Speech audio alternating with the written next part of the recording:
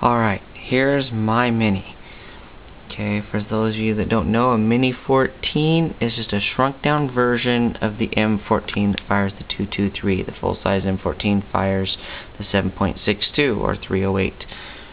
Okay, I'm simply making this video to help you guys out for everything that I learned as I was putting this together. Okay, first of all, what I ended up with was the UTG mount. Okay, it's a 2 Picatinny rail. It's military grade aluminum. The best thing about this is that UTG makes a solid product. For balancing, you have 2 set screws right here that will tighten down onto the receiver so that the mount is solid. I simply lined it up with the lines that were on my Tapco Fusion stock so that it's nice and straight and it looks good all together there. Okay, the best part about it is it's got these other 2 set screws that will go in and lock your leveling set screws into place. Now if you wanted to, you could go ahead, and I got some blue Loctite, and you can put that in there so that any rapid fire vibrations won't rattle those screws out. Okay, I got all these other mounts that I went through. You got all your basic Mini 14 mounts that you come with. They're all crap. Don't even mess with them. The UTG one is the best. This one you put it on there and it rocks back and forth. This is just a pain in the ass to get straight. And it's got all these screws on it. See, 2 screws on the other side. So you've got all those screws and they all have to be exactly level to get it so that it's going straight down the barrel. This one mounts to the receiver directly. It's 0 true. I had no problems leveling out my optic. I put my laser bore sight in there, zeroed it up right away. No big deal. Okay, the Tapco Fusion stock is really cool too. We're going to do a quick review on that. It does have your M4 style collapsible 6-position stock on the back of it. It has your sling mount here and up here. The one thing I don't like is it does not have your sling mount like an M4 does on your lower receiver. I just simply took my mount and tied it up right there on the neck of the arm there and stuff, and that works good enough for me. I don't like to have it way back on the back. I run a single point sling. I put it right there.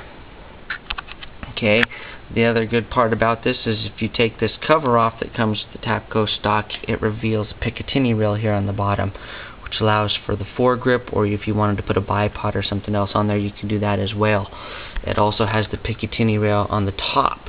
Okay, if you guys are familiar with a standard Mini, the cover over the barrel just snaps onto the barrel. It doesn't really perform any function other than to keep your fingers out of the action as it moves and to keep you from touching the hot barrel.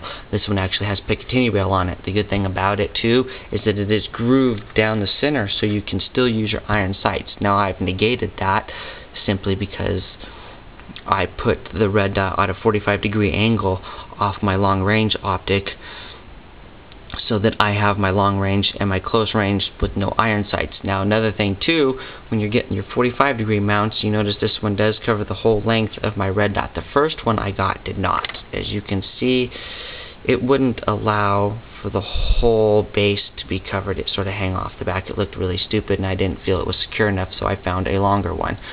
All stuff you guys should take into consideration if you're looking to trick out your Mini and stuff. And as you can see with what I did, you now can either look down the iron sights if you needed to. If you didn't have your 45-degree mount on there, the UTG rail does account for that. Or if I wanted to go through my long range sight, close up, flip the gun to a 45, you'll have your stabilizing foregrip on there for your other hand. So, and I have taken this out. I'll have to post some other videos with it out at the range. Last time I took it out, I did not bring the camera, and I did run a couple of shots and then tilt it and done a couple of shots at the same target just to get a feel for it. It works pretty cool. Alright, and the good thing about it too is that when you get the foregrip, like I mentioned, the original mount above the barrel is not secure on your original Mini. The Tapco Fusion stock is really nice, is it's got the little screw here, and there was one on the other side as well that you'll be able to see right here.